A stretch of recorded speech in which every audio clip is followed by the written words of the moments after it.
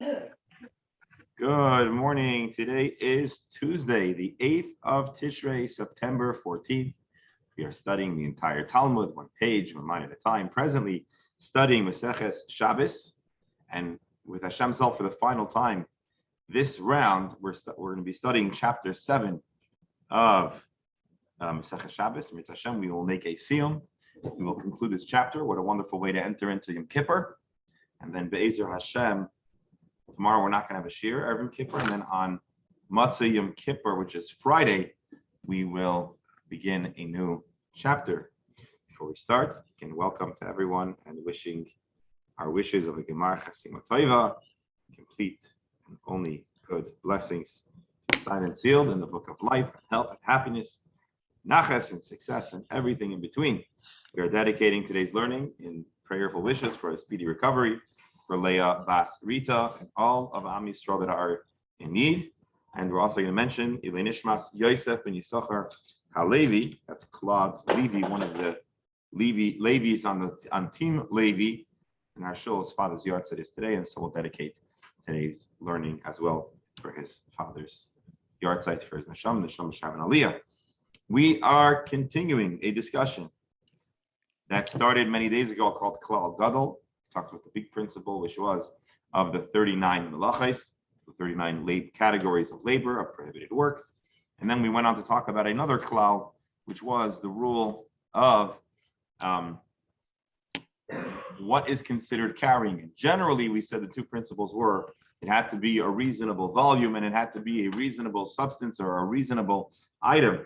And so our Mishnah enumerated a large number of items that one might carry to take care of their livestock. And what we discovered is not all animals are created equal, and also not all feeds are created equal. So different animals have different, and I think this is fairly obvious, different animals, different sizes, different serving, different size servings.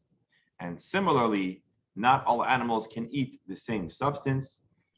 And what we discovered is that cows apparently are a little bit more delicate than camels. Camels can even eat straw from these legumes. And then we also had a bunch of other items, grass, which we said was the most inclusive.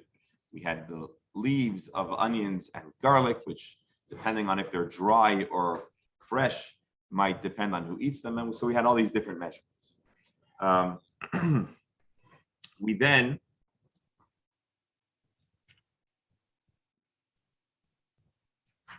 and that's where we are going to pick up.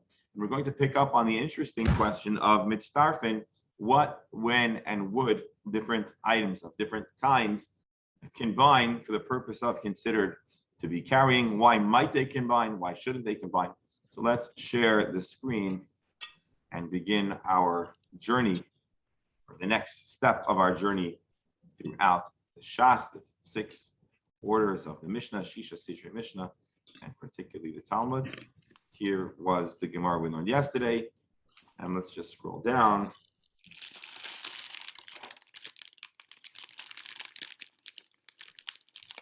Here we go.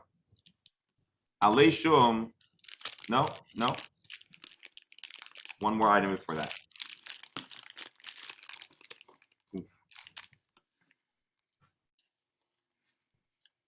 Sounds like a delicious package of something. I hope you'll share it. All right, here we go. All right, just to remind you, now we closed off with a discussion about 2 versions of a teaching about if you had a smaller volume, but for a different animal than the typical. And we talked about achila al yidei adchak, force feeding. But now we're going to go on to a new subject. Our Mishnah teaches us, Amir, ears of grain, as Rabbi Steinsaltz translates it, kimaloi pitle, is the size of what a lamb, a young sheep might eat, which is apparently the smallest of the larger livestock that you might anticipate having to raise. Certainly the ones mentioned in our Mishnah. No, I'm sorry. I think a goat we said at a small. But anyways, so the mouth of a lamb, they can eat ears of grain, and therefore the amount that a lamb would eat is considered the measurement that you might carry on Shabbos and Bichai. The Gemara asked the question about Tanya. There's a brisa that weighs in on this same question and gives a different measurement. The measurement presented, is kig groigeres, like a dried fig. So which one is it? It's like the mouth of a tile, a lamb, or is it like a grogeres? The Gemara answers, idi chachi yorehu. In truth, there's two ways to say the very same thing. The mouth of that a tile eats, the amount that a grogeres is the same amount. Why would our Mishnah therefore choose pitla over grogeres? It's to teach us this teaching in the context and in the hierarchy of the different animals and the different amounts that they eat. If we would say grogeres, it would be kind of out of place and it wouldn't fit the format and the formula of our Mishnah. So that's this little section. Now we'll talk about combos. We said that if you have dry or fresh leaves of garlic or onion, so then the volume that's considered carrying is the size of a grogeres, a dried fig. If they are dry, kimloi pi hagdi. It's like the amount that a goat, not a lamb, a goat can eat. Let's say you have some fresh, moist leaves and dry leaves. They do not combine. Because they are ultimately not identical in their measurements, they also don't combine. Rav Yosi bar Chanina made an important comment. When we say ein mitzdarfin lechamor shabahem. So remind me, help me out over here. I suppose if it is dry, it's a smaller measurement. Because I think we said the Gedi has the smallest mouth, right? I think so. Maybe you're wrong. So basically, if you'll have half a measure of dry and half a measure of moist, it might make the total measurement of the smaller amount. But Rav Yosi says, "Ein mistar lechamer shalem." It's not going to be a good combination to hit the lower threshold. That would be the more strict value. Aval mitzdarf and the kalshavem, they can combine to the larger measurement. In other words, their combination will not drag down the more lenient size, but they can collectively hit the threshold of the larger volume. Rashi. Misha shi'urai gadol. In general on Shabbos, if you say that the measurement is larger, have a cow, that's essentially a leniency. You can carry more without being considered to have desecrated Shabbos. So a material, a substance, an item that you can carry, you must carry more to be considered carrying, is not going to be allowed to add to the volume of the more strict, smaller amount. Because it's not considered for this purpose.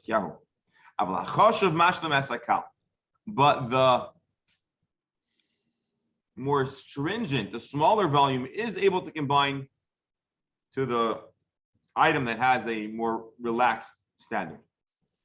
So, for example, teven mitzdarif atza lahashlam pigamo. Teven, which is grain that's typically given to cows, has a smaller amount that's problematic than what you feed to a camel. But if you mix teven, regular straw, with atza, with the straw that is only consumed by a camel, it can combine to be considered the amount that a camel eats to be problematic. It just won't combine to be considered the amount that a cow eats. 1 second. Okay, Rabbi, go ahead. Rabbi, I don't understand this whole discussion because they had coins and they had measurements. And we have a sella, half a sella, not a sella. Why not just state the measurements? Because, what do you mean? We are giving measurements.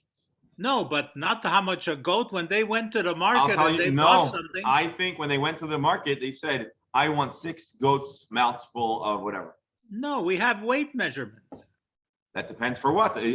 Apparently, and again, I'm not qualified really to make this determination. I wasn't there, and I don't live in such a society.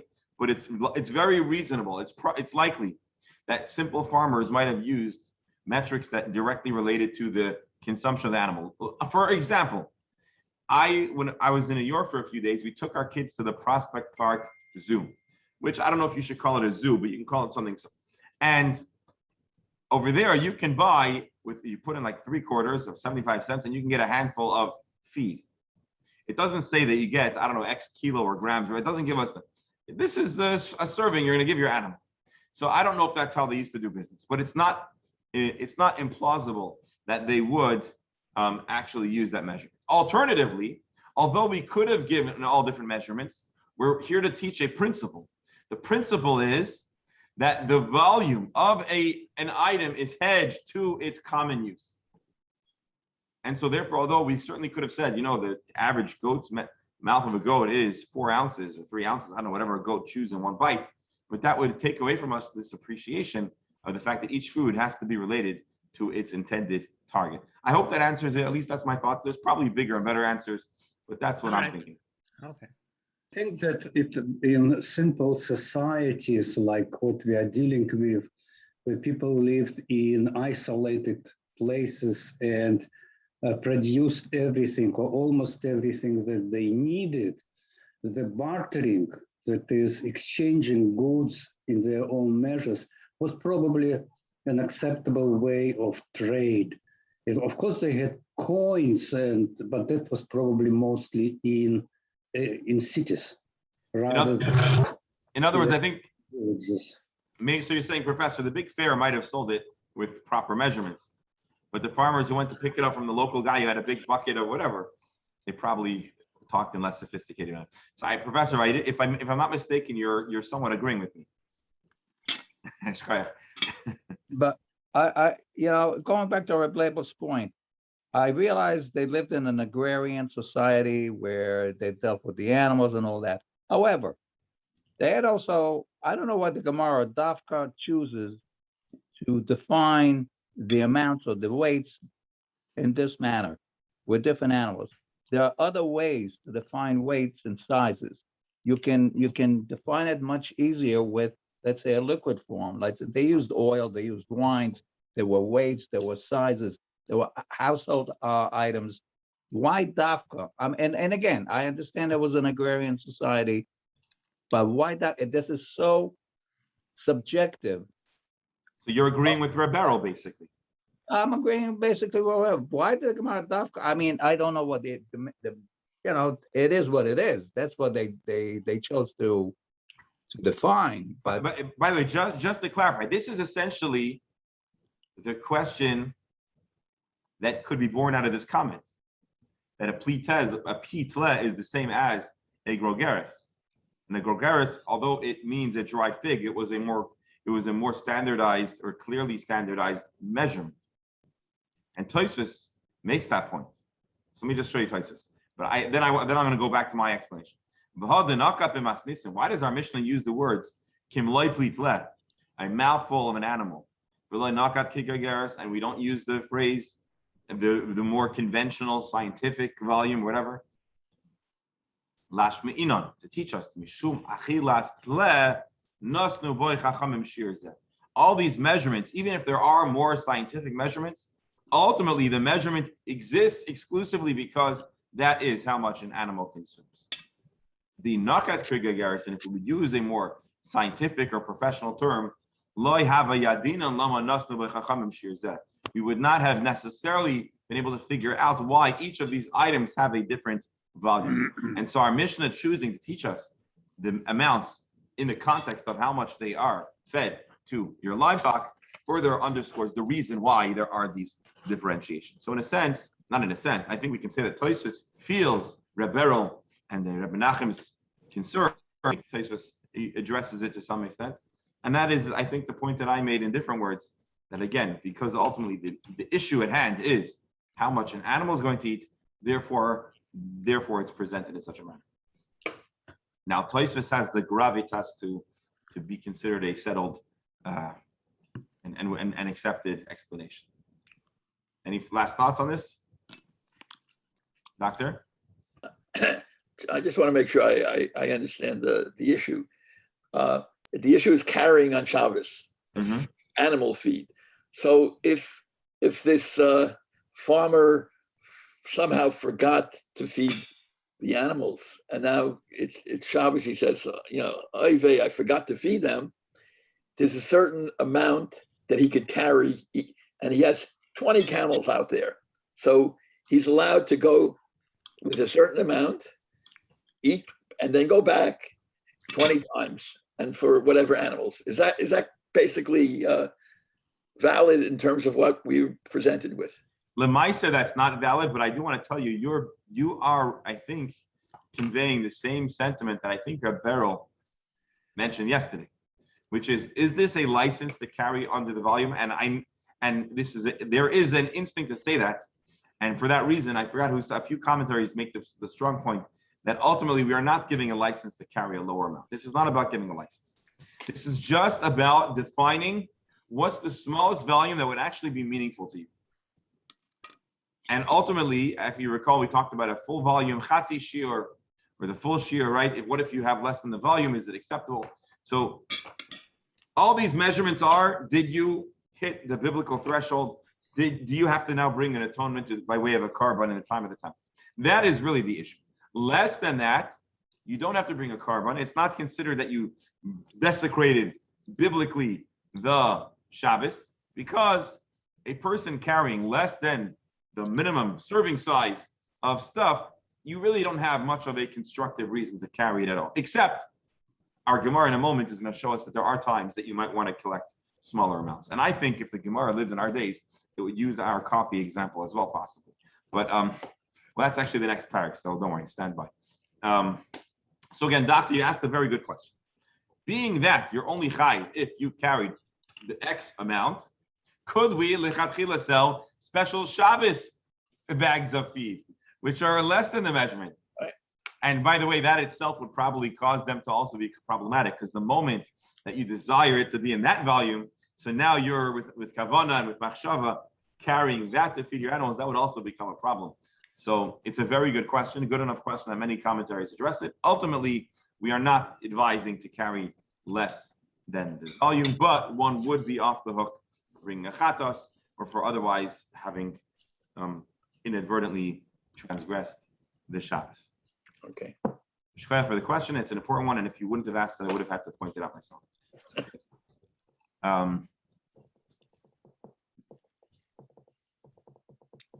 All right. So now back. So now back to this issue.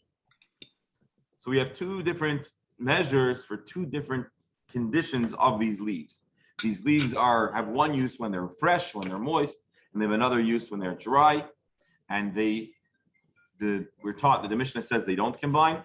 Rav Yossi says they don't combine to the lower volume, to the lower measure, but they could combine to the more machmir measure.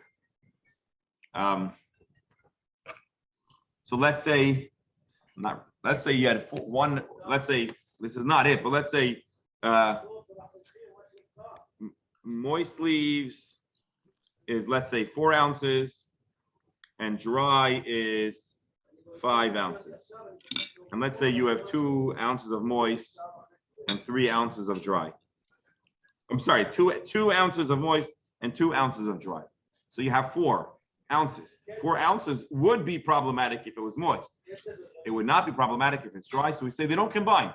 4 ounces is not enough to get you into trouble. But if you have 2 ounces of moist and 3 ounces of dry, which means collectively you now have 5 ounces. Again, these numbers are just being pulled out of a hat, which is the larger amount, you would be chayav. That's what Rabbi Yossi says.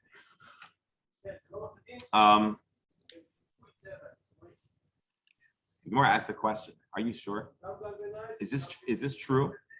That 2 different items can combine?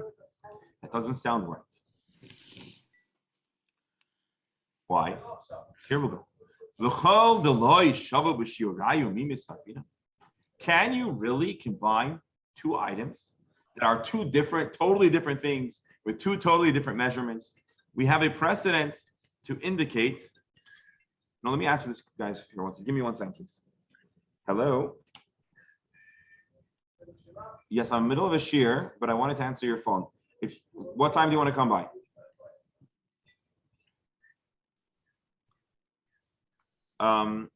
Can you come this morning?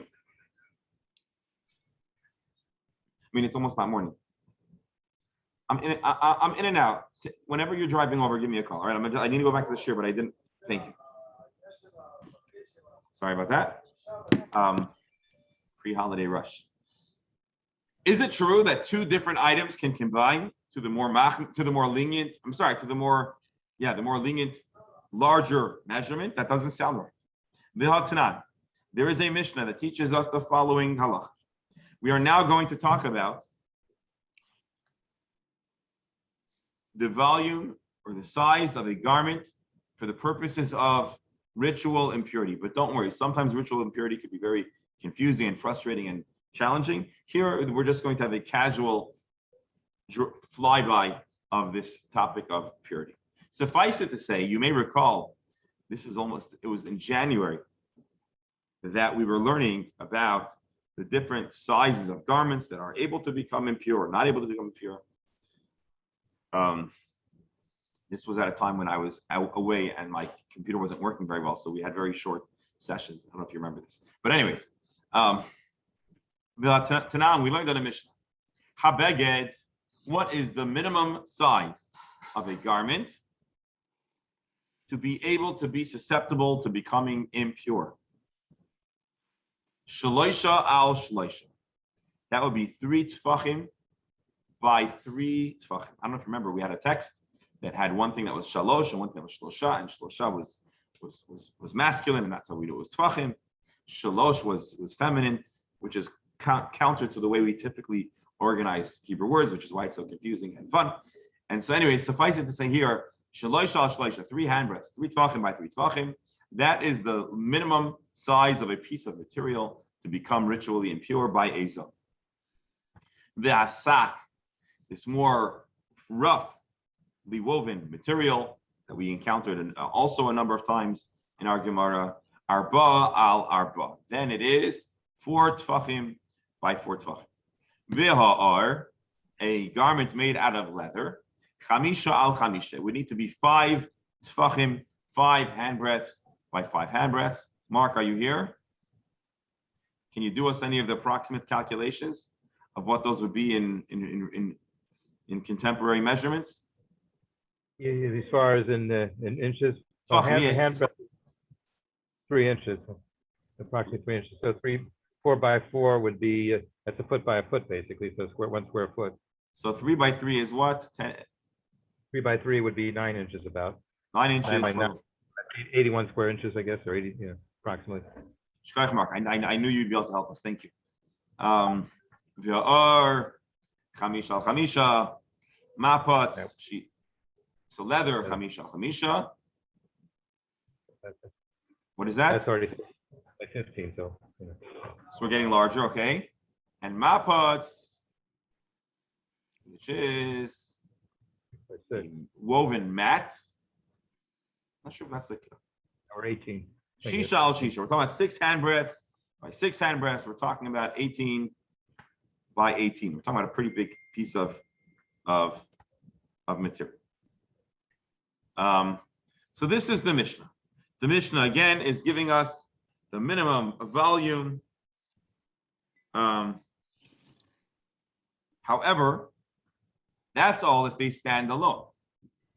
Which this is a little bit reminiscent of our teaching, which is that you have to have a certain volume to trigger a halachic consideration, a halachic concern. In our instant, it's the concern of carrying on Shabbos. In this Mishnah's instant, it's about something becoming ritually impure. Again, I wasn't lying when I said that it's a fairly simple matter. So far, just imagine for yourself pieces of material, 3 by 3, 4 by 4, based on the inches that Mark shared with us. Anywhere from 9 inches, 12 by 12, etc. Not so simple either. You're saying that there are different opinions about exactly the size of a handbreadth? No, I'm saying you're going to have to question the garments, half leather, half sackcloth. Oh, so that's where we're going. Exactly. So when I said it's not going to be complicated, I meant not within the intricacies of the laws of ritual impurity. But let's see what happens next. Tani Allah. Regarding this Mishnah, we were taught as follows. A Brisa commenting on the matter says, what happens if you attach, like Rabbi Beryl just pointed out, regular, finely woven material with more coarsely woven sock? Or if you combine sock, or more roughly woven material with leather, or ha'ar v'hamapatz, or leather along with these mat-like material, mitztarfin zeh im zeh. They do combine. Hold on, don't. Let's see the rest of the comment. Rabbi Shimon commented and said, Matam, why are all these different materials able to combine? Matam, all of them have something in common. If they were combined and they're placed on an animal, and the animal became a support for a person that was richly impure as a zav, they have a common measurement. What is that common measurement? Let's see if Rabbi Steinsaltz can give us the facts in the simplest manner. Here, let's go. Because, read along with me, all the component material are fit to become ritually impure through the ritual impurity imparted to a seat upon which a zav sits. There is a scenario where they can all be tied together, as they can be used to patch a saddle or saddle. Since they are all suitable for the same use in one very specific scenario, the scenario of a saddlecloth where the zav is sitting upon it. But because they have one moment in Jewish law that brings them all together, they join together with regards to the halachas of ritual impurity more broadly. I'll explain it one more time. We're done. It's not really as confusing as Taima. Why do they combine? Because they have one instance in halacha where they are all in the same boat, or we should say on the same animal's back. Had they not had this one item, this one halachic fact that brings them all together, they would never combine. So what we see here is different substances with different measurements don't typically combine unless there's something that links them together halachic.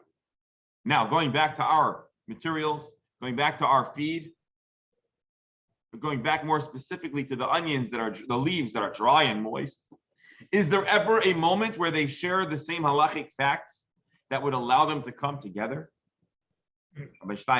However, in the case where the combination is of several items not fit to become ritually impure through the ritual impurity imparted by seed, no, they do not join together even to the more lenient, larger measurement. Apparently, in general, items with different measures do not join together.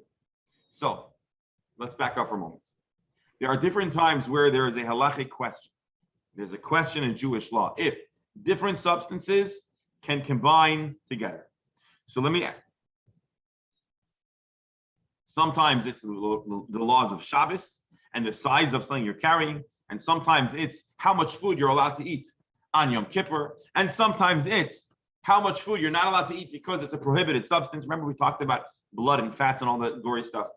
So the question is, generally, do different items combine, or do they generally not combine? From the fact that our Gemara or our Brisa had to give a whole excuse why different size material might combine, and the excuse was that they have one instance in Jewish life where they do combine, it would seem to indicate that absent such a uniting event, particularly associated with this kind of impurity, well, then they would each be isolated, be on an island unto themselves, because they have different measurements and they have different halachic facts. That is seemingly what's happening, and therefore, based on this whole presentation from the laws of impurity and materials, this should indicate that our leaves that are dry and wet should not combine. That's the whole point of our question. Amar Rava says, no, they do also have a moment where they are halachically fused. Hacha nami chazya lidugma. They can come together as a dugma. Let's read Rabbi Steinsaltz first, and then we'll see if Rashi agrees. Here too, since the substances are suited to be piled together in the sample of a merchant seeking to sell them, because sometimes a merchant will take all the little scraps and put it all together. It's like to show you see what we have over here. We have regular straw and we have this other straw, and you might put it all into one little package.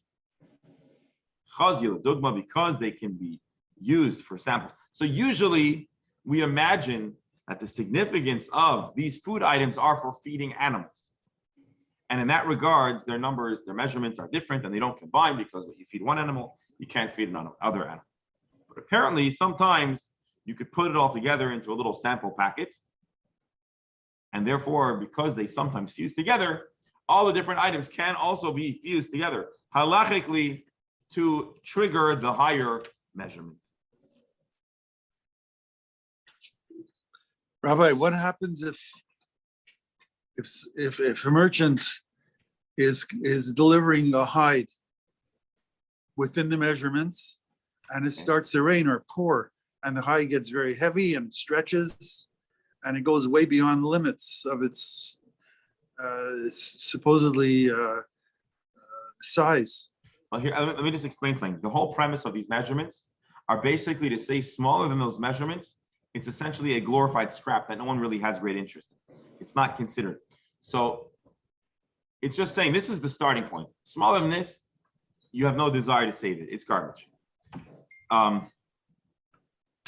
So I don't know the answer to the question, but I would say if it's smaller than that measurement, you probably don't even, you're probably not carting it around unless, there's always a market for scraps and for, you need to patch up but anyways. A leather wallet. A leather wallet. Yeah. Oh, yeah. That's true. That's true. Leather wallet. I don't know. Maybe in the time of the Gemara, they didn't have cash, so they didn't have wallets. They didn't have credit cards either. They had purses for their change. And yes, Beryl, we've already discussed that in Canada, we have to go back to that where the small numbers get coins again. So everything that's old becomes new, and everything that's new becomes old. Galgal, Chayzer, Chalila, the circle of life and the patterns of existence change and don't change that much. But let's just read Rashi now. L'dugma. Misha yesh limkar, a person who desires to sell different types of animal feed. Soiber mikulam, he bundles, he gathers, he piles together, he collects together of all the different types. V'noisein lifnei chaloinoi, and he places it in his window. Laharois sheyesh limkar mikulan. Today you put clothing in the window of a store. Well, in those days you put a little piece of straw and a little piece of hay and a little piece of this and that. Now, why do you need them all combined together? So Rashi says, "V'nichale sheyu mechubarim yachad." He wants it all to be in a clump. The ID, when they are alone in isolation, they'll blow away. When it's a nice little clump, there's more of an odds that it'll stick together. So basically, being that a person might reasonably have a moment in the existence of these feeds where he'd combine them all together, therefore, they can combine together halachically to trigger Shabbos to be not good for Shabbos carrying, but only the larger measure. So if you have two items that collectively equal a collective measurement, a collective size, it's only a problem if it is the size that's a problem for the larger of the two items, the item that needs to be larger. So that is this Mishnah. Now, I don't want to rush through this because I know this is like, it's not hard, but I know that this needs some thinking and some figuring out, especially for those that are less mathematically inclined like myself.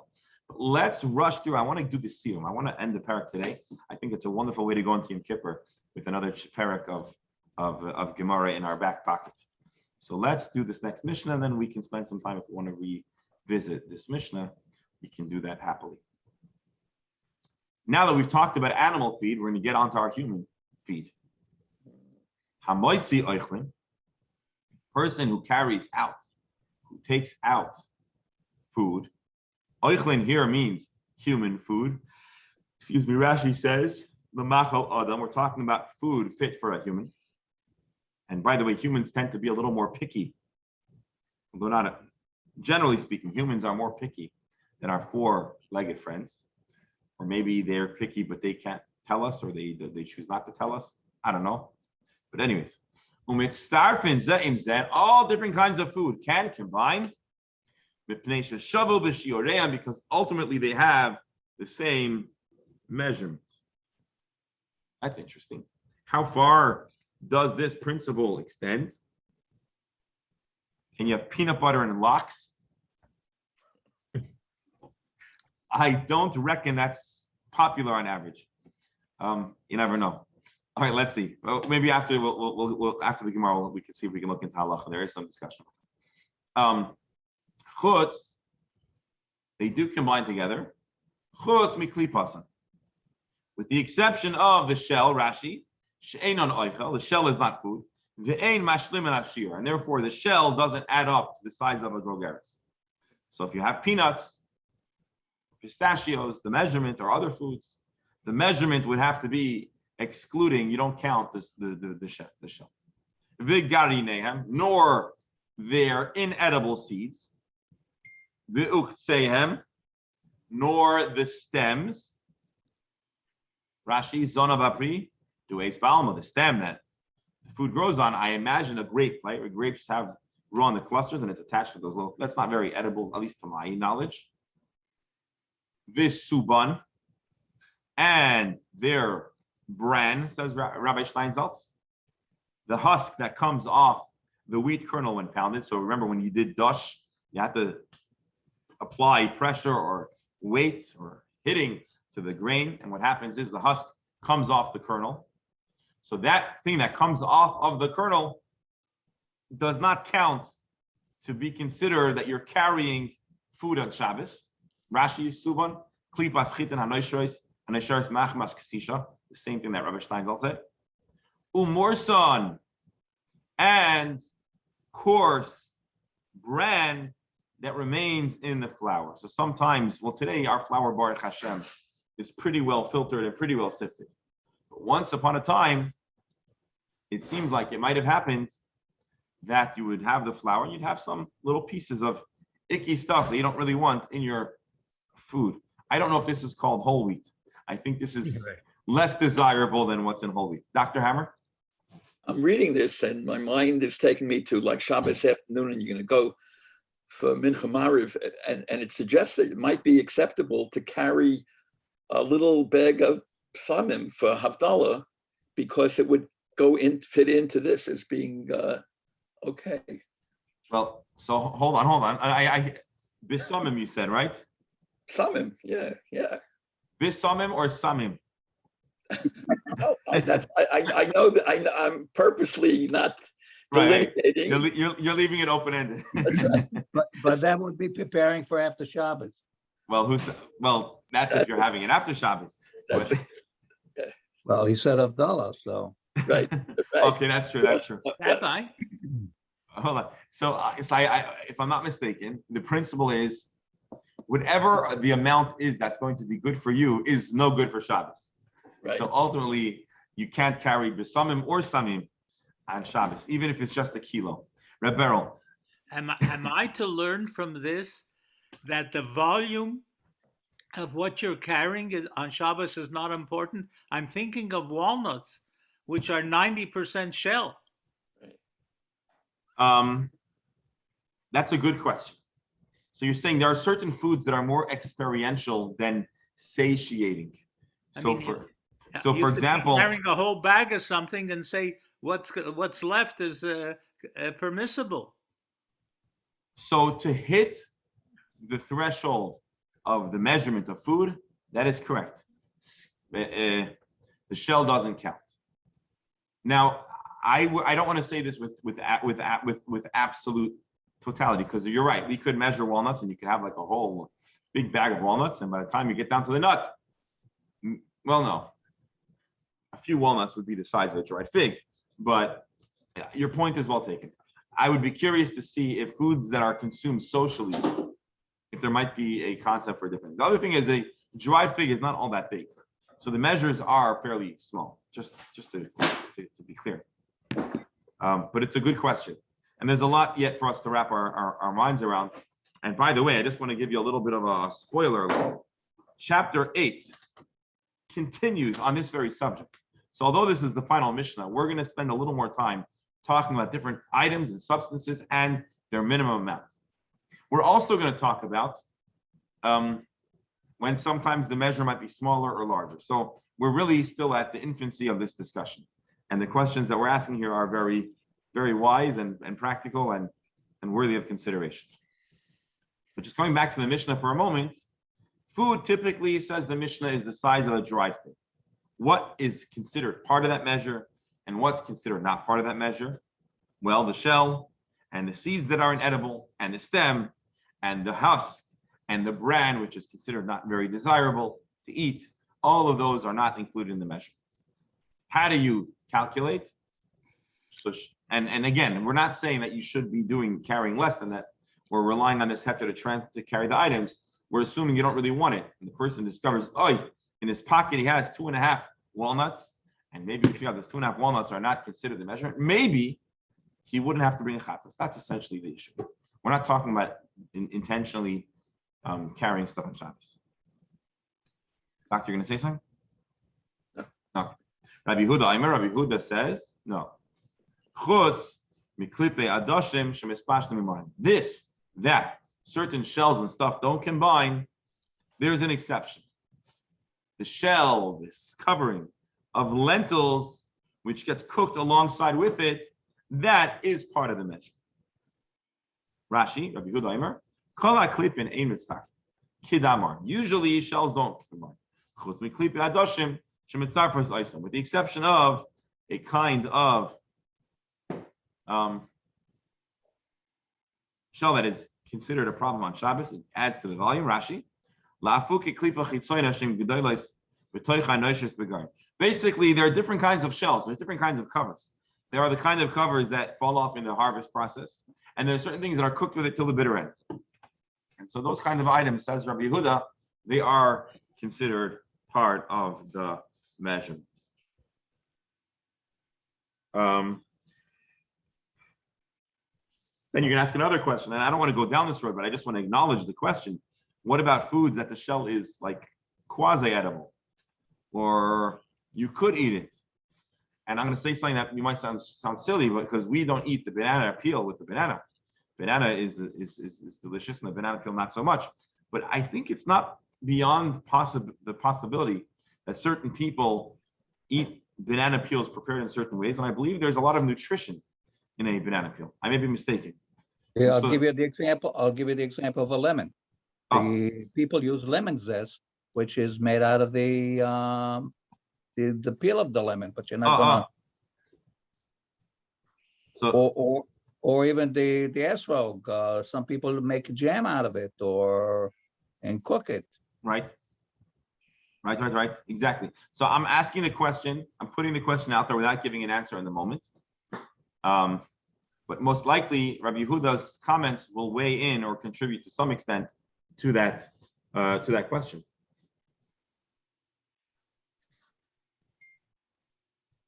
And just to say, in how the halachic works of the great Rambam and Rif, there's a machlokes if Rabbi Yehuda is actually arguing or just giving an amendment.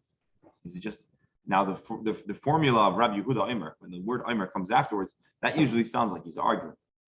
But the Rif understands that he's actually just giving a footnote or adding, yeah, most shells are a problem. Shells that are super part of the food, well then that would count. Let's do this fast again. I want to make this scene. Silban umorson le'mitzarfin. The Gemara says, since when should the bran, the husk, not be part of the food? V'atanan, in other halachic contexts, they do combine. What happens? The Mishnah says, if you have, this is in Meseches Chala. The tractate of the Mishnah talks about when you are obligated to contribute of your challah, of your dough, to the kohen. And as you know, there's a certain volume that we take challah, and there's a certain measurement that we don't take challah. In the past, mark is, 32 eggs? There's right? Something like that.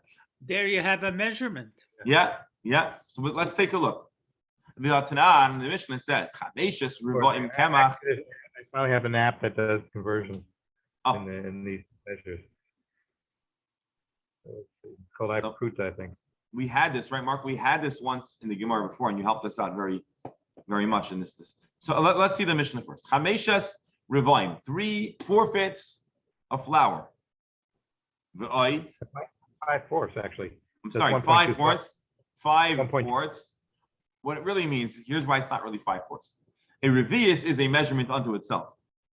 The origin of the revius is that it's a quarter of a loy. So it's not as crazy as it sounds. We're basically saying 5 reviuses, which are technically a quarter measurement, right? Chameshas revium, 5 quarter lugs, 5 reviuses of flour, v'oid, and then a drop. Chayavim b'chala. They are obligated to chala, and this could be comprised of hein v'suban amorsa. And this includes bran and the coarse bran. In other words, the Mishnah says that it's reasonable to consider and to include bran in your challah dough. And if it's reasonable to include it in your dough, it means that it's edible. And the Gemara therefore says, why is our Mishnah excluding bran from the volume to be considered carrying on Shabbos? Amar Abaye, Abaye says, why are you chayiv here? Shekein ani eichel pitay u've'isa belusa. A very poor person will eat bread that has these very coarse pieces that are really not desirable. Rashi, mireves besubana b'morsana. The lechem haaretz koinami. The laws of bread, it's considered bread. Umiyu, says Rashi, I'm highlighting the Inyan Shabbos. When it comes to the laws of Shabbos, we don't consider this edible. The food needs to be food, worthy food. For the average person, they would not want to eat this bread. Poor person. And if you shop at Whole Foods, so therefore, for the laws of Shabbos, it's not considered. Now, obviously, if for you it's considered food, it would be considered to combine for you, but the average person would probably prefer not to have it in there, and therefore, on the default measurement, it's not included. Rabbi Huda, now the Gemara continues. Rabbi Huda taught, like we just discussed, that when we say that the measure of to be considered food doesn't include the bran and stuff, the shell, and he says, well, adoshim, lentils, we do count their shell. Whereas, hold on, adoshim in pool and light, is it only regarding lentils? What about beans? Well, Tanya, there's a brisa that talks about beans. Rabbi Huda Omer chutz miklipe poilin va'adoshim. Rabbi Huda says, same Rabbi Huda is quoted in a brisa, adding not only lentils but also beans. So why don't we talk about beans in our Mishnah? More says loy kash. It's not a contradiction. Ha b'chadati, ha ba'atiki. One text is talking about fresh beans. Fresh beans, the shell is edible. Ha ba'atiki, and another one is when it becomes old, and when it becomes old, the shell becomes hard. So when it's fresh, when it's soft, it's edible. The brisa says it's combined. Because it's not across the board, our Mishnah doesn't mention it. Atik my time alone. Why when it's old it doesn't combine? Amar Rabbi Abahu. Oh, I misspoke. I said it becomes hard, but that's not what happens. The Gemara says they become inappetizing. When you cook beans with the shell and the shell is old, it becomes black and looks like you have little specks of bugs in your food. And most people, especially if you're talking Jewish and Shabbos and they're observant, you probably don't want to be eating bugs, and you probably also will lose your appetite. Why do they look like zluvim? Rashi the fishem shcharis, because the shell becomes blackened and it looks like a bunch of little bugs in your pot, and most people don't really relish eating a bunch of bugs. Ding, ding, ding, ding, ding. Hadron Allah Klal Gadol. With this, my dear friends, we've concluded the 7th chapter of Maseches Shabbos, the Perek of Klal Gadol, a chapter that's really been dominated by 2 discussions. Discussion A, 39 malachis, their applications, limitations, restrictions, and some of the tuldas associated. Issue B, the second klal, the second principle had to do with carrying, and we discussed that sometimes there are necessary variables to consider, but generally speaking, if you carry something that's not interesting and not the right size, one might not be liable biblically, and that's our parak. That is our parak. Gentlemen, I'd like to thank you for being along for the ride of this chapter, and for being here. May Hashem bless everyone as we've made a Siyum on this chapter. We should be zocheh to be Messiah other chapters. We should be zocheh to see the close of Shabbos in the next Masechta, and we should be zocheh to see it through the entire journey through Shas, through the Talmud, Kizunterheit and Freilichkeit, and we shall all have a Gemar Chasima Toiva Kippur. This will be one more merit, one more schus to bring along on the day, on this Yom Hadin, daily Gemara study, in addition to all the other wonderful mitzvahs and Torah and good things that all the people on this chat do all the time. And so that concludes the formal presentation. We're a few minutes early, so any last comments or questions are welcome. Particularly, we ran through a little bit, so the floor is yours. Whoever speaks first, grab the mic, it's yours. Beryl? I don't think it's the healthiest thing to talk about all these foods Erev Yom Kippur. Well, you should make sure you're hydrating. If you're fasting, you're hydrating. We'll settle for a dry fig in a minute. and a blackened peel of a pea that looks like bugs. Okay. Hopefully that deals with the appetite. Any other comments, questions, perspectives? Are we going to be on for tomorrow? So tomorrow we will not be on. Okay, so Friday. And Yom Kippur we will not be on, but Ezer Hashem, Friday will be on. Okay. Okay. And we'll start. So hold on, before you go, let's do a Jewish tradition. Let's read at least the first few words of the next parak, so we aren't left hanging. We don't want to be in no man's land. We want to be now. So if someone asks you, no, Beryl, they're going to ask you on Yom Kippur, where are you holding in Gemara? You'll say, we're holding the 8th chapter. But if you finish the 7th, you're not on the 8th, and you're like in no man's land. That's not very exciting. All right, Hamoitzi Yayin. If a person is carrying wine, and Rashi says Chai, undiluted. Once upon a time, wine was very concentrated, and you would have to add water to make it drinkable. How much of undiluted wine can you carry? Kidei Meziga Sakais. The amount that contributes and makes a single cup of wine. Chalav Kidei Gimia. The amount of milk that a human being swallows. You see, it doesn't say coffee, but we already know where we're heading. Devash. We need a picture of the cup for sure. Devash, what about honey? So we're going to go to the smallest common use, which is actually not in culinary items. Kedelitein al hakasis. Occasionally, milk could be put on a wound. Shemen, kedelasachever katan. Oil, not for salad, but to put on a. People would once smear and put moisturizer on themselves with oil. Mayim, kedelashafem asakilar. Water is the amount that